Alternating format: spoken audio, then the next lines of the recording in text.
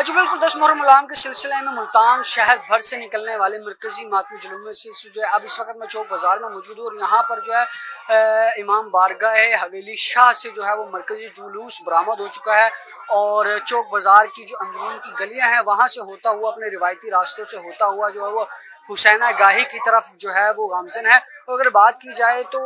इस मरकजी मातमी जुलूस में भी जो है अज़ादारान हुसैन की कसीर तादाद शरीक है और अज़ादारान हुसैन की जानिब से नूहे ख्वानी और जबकि जो है सीना कोबी और जो जंजीर जनी है वो की जा रही है और यहाँ पर गम हुसैन को जो है मनाया जा रहा है। और अगर सिक्योरिटी के हवाले से भी बात की जाए तो यहाँ भी सिक्योरिटी के इंतहाई सख्त इंतजाम किए गए हैं। पूरे मातमी जुलूस के साथ जो है सिविल डिफेंस के एहलकार जो हैं वो साथ साथ हैं, जबकि पुलिस के जो है एहलकार वो भी यहाँ पर साथ साथ हैं। अगर कुल जो है वो अदाद शुमार के हवाले से बात की जाए तो 50 से 60 जो पुलिस एहलकार हैं और जो सिविल डिफेंस के एहलकार हैं वो यहाँ पर जो सिक्योरिटी के फ़राइज़ को जो है वो सरअंजाम दे रहे हैं। तो अब ये जो हवेली लाल शाह का जो मरकजी मातमी जुलूस है ये चौक बाज़ार की जो है वो गलियों से होता हुआ हुसैना गाही की तरफ जो है वो गामजन है और वहाँ पहुँचने के बाद जो है फिर से जो है ज़दारान हुसैन की जानिब से नूहे ख़ानी और मातमी जुलूस जो है वो मनाया जाएगा और इसके बाद जो है ये जो हवेली लाल शाह का जो